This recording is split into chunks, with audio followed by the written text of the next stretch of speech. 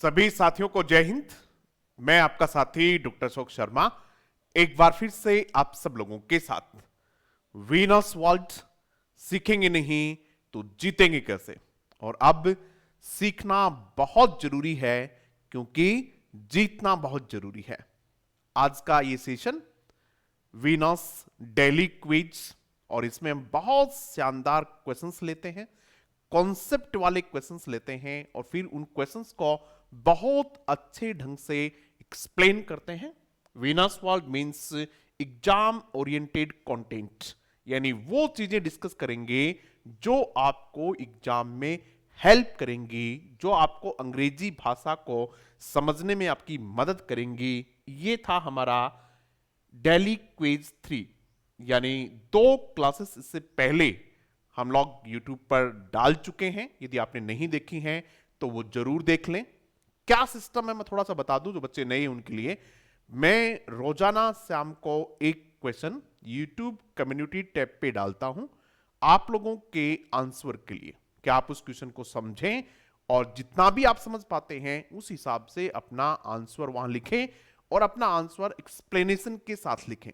फिर दूसरे दिन उसी क्वेश्चन को मैं यहां YouTube पर डिटेल्ड एक्सप्लेनेशन के साथ उस चीजों को हम डिस्कस करते हैं, उनका डिटेल्ड एनालिसिस करते हैं। और ये आज तीसरा क्वेश्चन है। क्या क्वेश्चन है देखिएगा। Which of the following sentence is in passive voice? इनमें से कौन सा सेंटेंस पैसिव वॉइस का है? जब भी एक्टिव वॉइस और पैसिव वॉइस से क्वेश्चन पूछे जाते हैं तो इस प्रकार का भी क्वेश्चन एग्जाम में पूछा जाता है। यह भी किसी एग्जाम में पूछा हुआ ही क्वेश्चन है। पहला सेंटेंस है, उससे पहले हम थोड़ा जान लें कि किसी भी सेंटेंस को यह पहचानना हो कि वो एक्टिव वॉइस का है या फिर पैसिव वॉइस का है, तब कैसे पहचाने? तब यही सबसे बड़ी पहचान होती है कि जिस सेंटेंस में बी प्लस थर्ड फॉर्म होती है। ध्यान से समझेंगे, एक एक बात को ध्यान समझेंगे।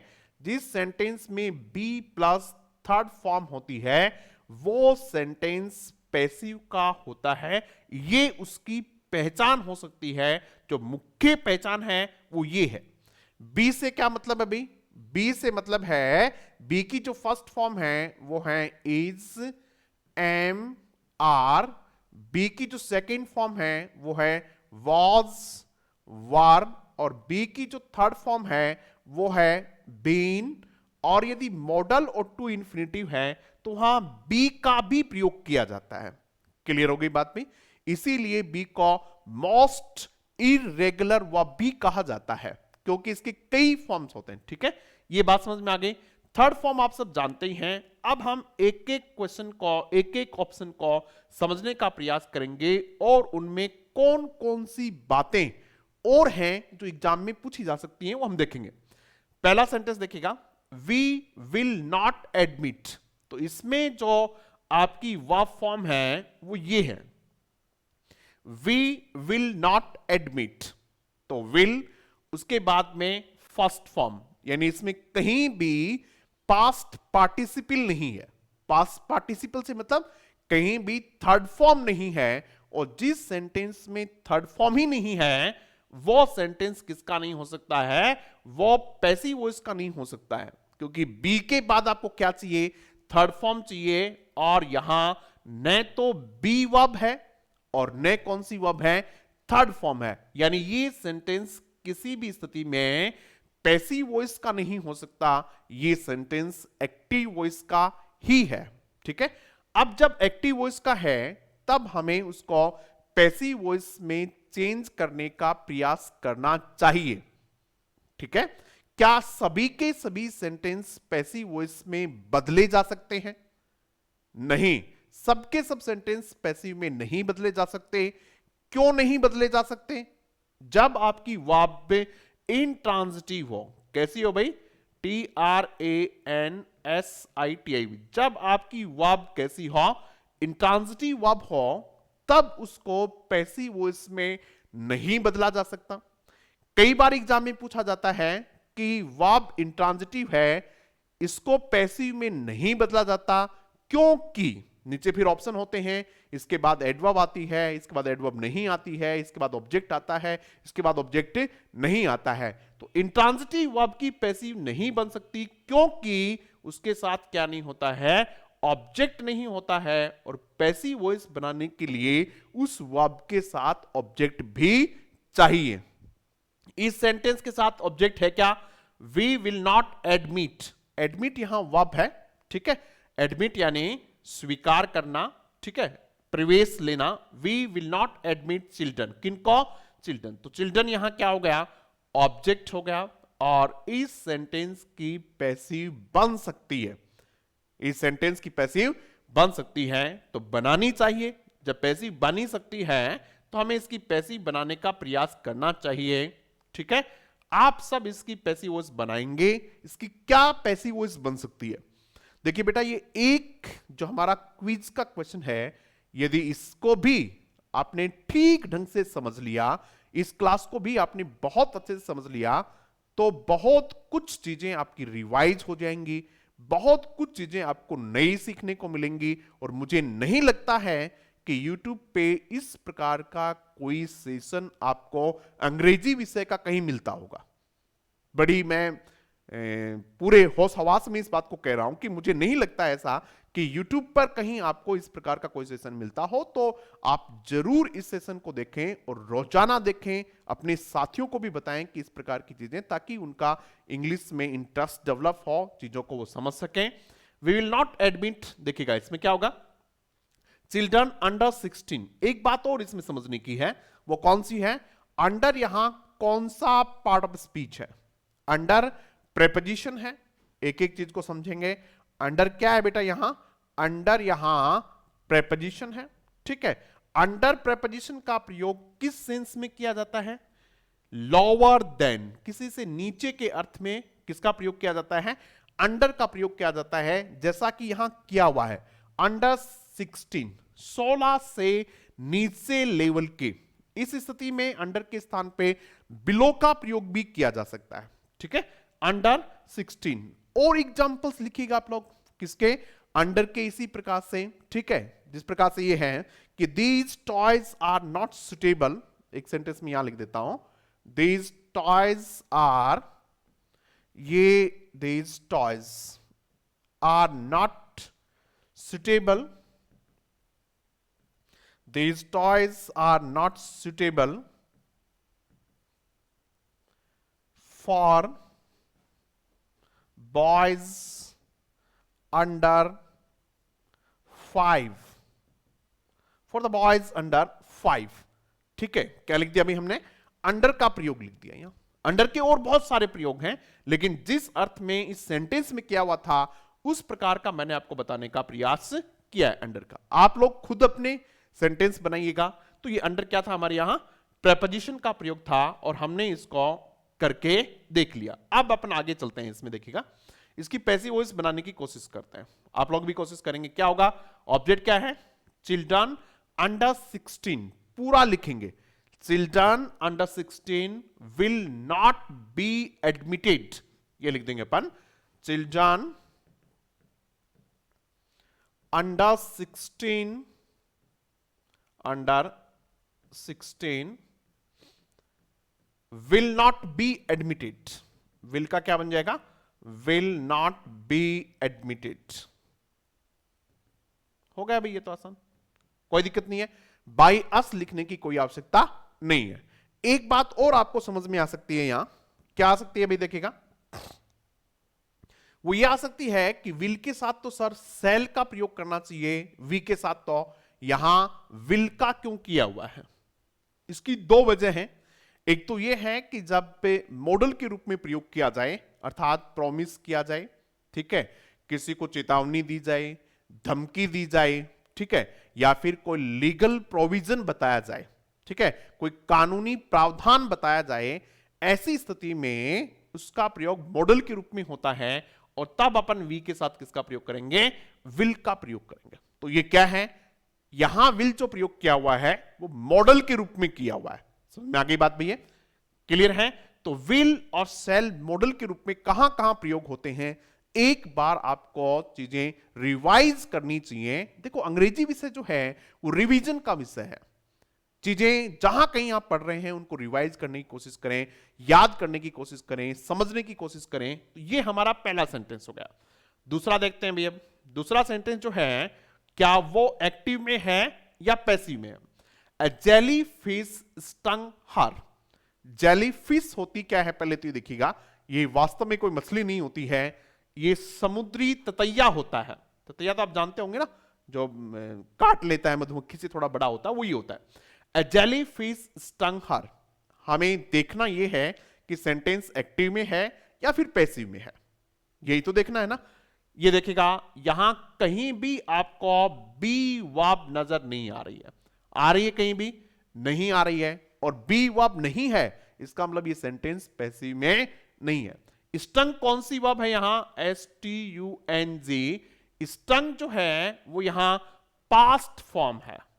कौन सी फॉर्म है बेटा? पास्ट फॉर्म का मतलब यहां है कि स्टंग जो है वो सेकेंड फॉर्म है। स्टंग यहां कौन सी फॉर्म है? सेकेंड फॉर्म है। कई बच्चे कहेंगे सर कैसे पता चला? देखो, ये वो बच्चे भी इस क्लास को जरूर अटेंड करें जो बेसिक्स अपने मजबूत करना चाह रहे हैं। जरूरी नहीं है कि वो फर्स्ट ग्रेड, सेकंड ग्रेड या फिर थर्ड ग्रेड की तैयारी कर रहे हो।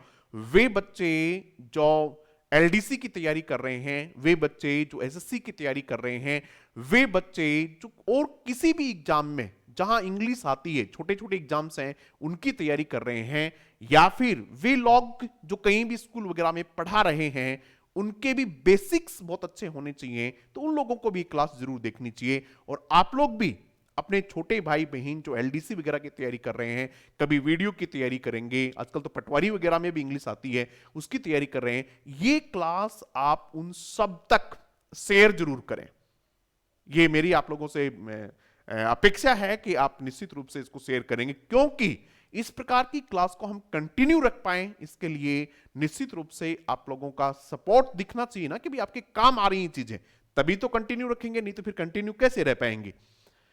स्ट्रिंग देखिएगा, ये सेकेंड फॉर्म है। कई बच्चे कहेंगे सर इसकी थर्ड फॉर्म और सेकेंड फॉर्म तो एक ही होती है, आपको कैसे पता चला कि भाई ये सेकेंड फॉर्म है? हमें यूं पता चला कि थर्ड फॉर्म जब आती है तो वो हेल्पिंग वर्ब के बिना नहीं आती है, और ये बिना हेल्पिंग वर्ब के है, इसका मतलब ये कौन सी फॉर्म है? सेकेंड फॉर्म है। ठीक है, और ये सेंटेंस कैसा हुआ आपका? एक्टिव वॉइस का सेंटेंस हो गया। जब एक्टिव वॉइस का सेंटेंस है तो आपको क्या बनानी पड़ेगी? इसकी पैसिव वॉइस बनानी पड़ेगी। बना लेते हैं, क्योंकि हम साथ साथ यही भी सीख रहे हैं कि एक्टिव से पैसिव कैसे बना लें। अब देखिएगा, हर इसका ऑब्जेक्ट है तो क्या आ जाएगा? सी, उसके बाद में वॉज स्टंग। थर्ड फॉर्म आपकी क्या रहने वाली है? स्टंग रहने वाली है। She was stung by a jellyfish. ये बन गई भी, सब बना देंगे, कोई दिक्कत नहीं है। She was stung by a jellyfish. इसको इर्रेगुलर वर्ब कहते हैं। स्टंग जो कौन सी वर्ब है? इर्रेगुलर वर्ब है। एग्जाम में कई बार इर्रेगुलर वर्ब से क्वेश्चन पूछ लिए जाते हैं। ठीक है, तो आप ध्यान रखेंगे, इर्रेगुलर से मतलब क्या है भाई? जिसके साथ ईडी वगैरह नहीं लगती हो। अब तीसरा देखिएगा, they feed the lions in the zoo twice. Twice यानी दो बार। ठीक है, एडवर्ब ऑफ फ्रीक्वेंसी है ये। दे फीड, फीड जो वर्ब है ये फूड से बनी हुई है। फूड यानी भोजन, और फीड यानी भोजन करवाना। फीड यानी क्या है बेटा? भोजन करवाना। तो फीड वर्ब है। समझ में आ गई बात? ये कौन सी वर्ब है? ये फीड कौन सी वर्ब है? ये first form of the verb है। अच्छा सेंटेंस है ये। अगर इस सेंटेंस की पैसिव वॉइस बनवाई जाए तो बहुत सारे बच्चों को कंफ्यूज होगा। अच्छा सेंटेंस है। दे फीड द लॉयंस, ये फर्स्ट फॉर्म है। किनको? ये इसका ऑब्जेक्ट है, इसलिए पैसिव वॉइस तो बन जाएगी। कहां? In the zoo. ये क्या है आपकी? ये आपकी एडवर्ब फ्रेज है जो कि प्लेस बता रहा है। और ये क्या है? एडवर्ब है आपकी ट्वाइस, जो क्या बता रही है? फ्रीक्वेंसी बता रही है। समझ में आ रही है चीजें?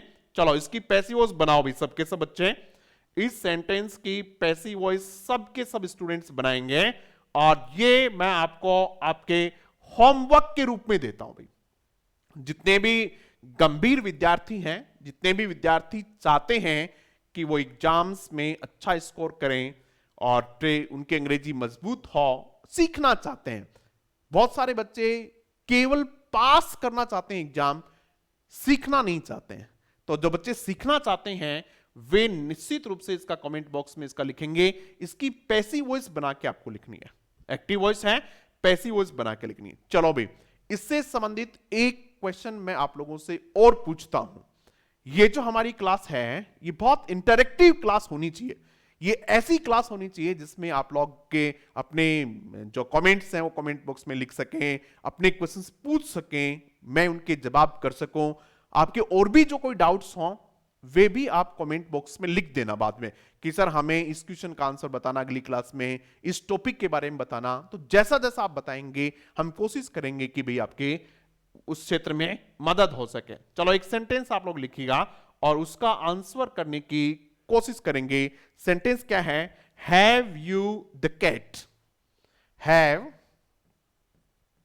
Have you dash dash dash the cat?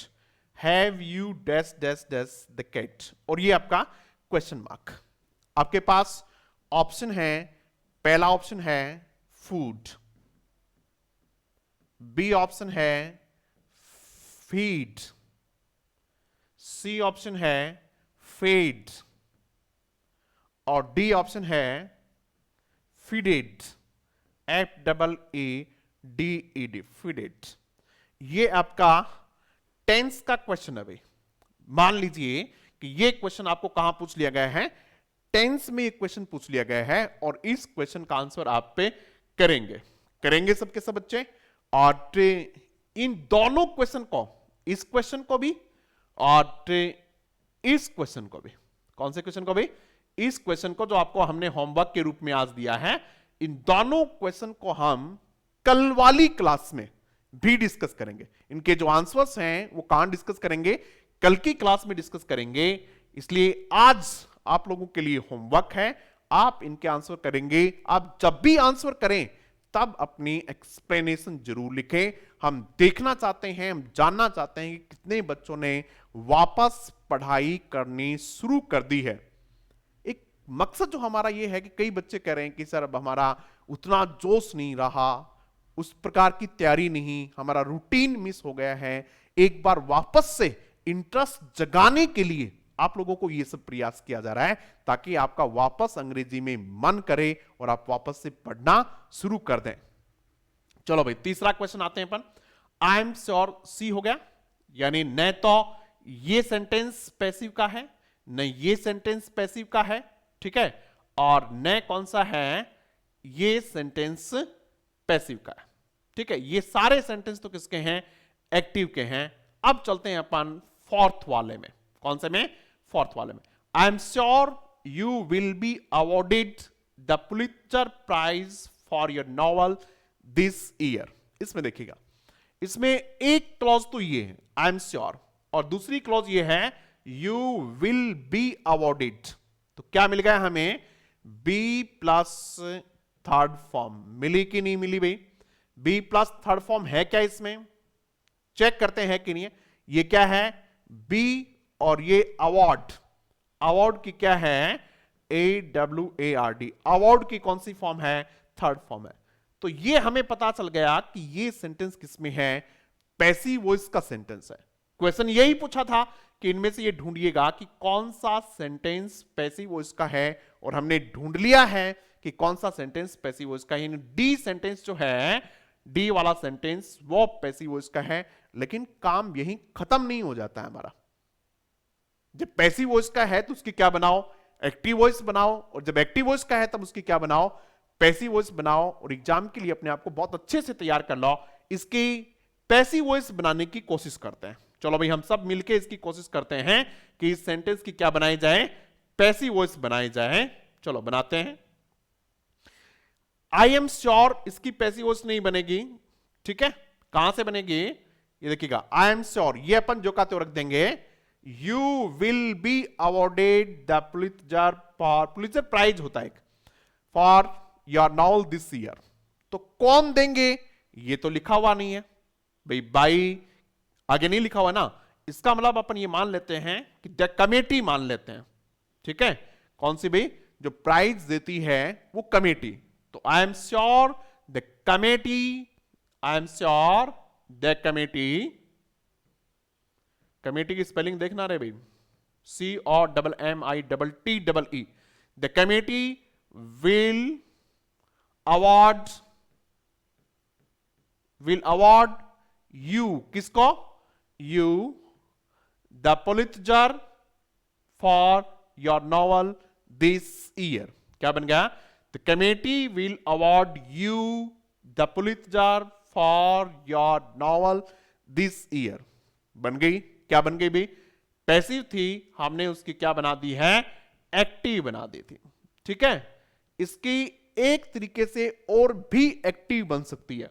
क्यों बन सकती है, क्योंकि इसमें क्यों बन सकती है भाई, यू विल बी अवॉर्डेड, तो एक तो हम यू ऑब्जेक्ट मान सकते हैं, और एक क्या है, द पुलित्जर अवार्ड, ये भी तो मान सकते हैं, the Pulitzer will be awarded. ठीक है, यू विल अवॉर्डेड पुलित्जर, तो ये क्या है, ये भी तो ऑब्जेक्ट है। इस ऑब्जेक्ट से भी आप इसकी क्या बना सकते हैं, पैसिव बना सकते हैं। कैसे बनाई जा सकती है या कैसे नहीं बनाई जा सकती, बनाई जा सकती है या नहीं बनाई जा सकती है, इसका आंसर भी आप कमेंट बॉक्स में जरूर लिखेंगे। और ये हमारे क्या है भाई, कोर्सेस हैं, जो भी बच्चा RPSC first grade, RPSC second grade, रीटमेंस, इनकी टेस्ट सीरीज ज्वाइन करना चाहे तो ऐप से ज्वाइन कर सकता है, ऐप वीनस वर्ल्ड, जो आप प्ले स्टोर से डाउनलोड कर लें। Thank you very much.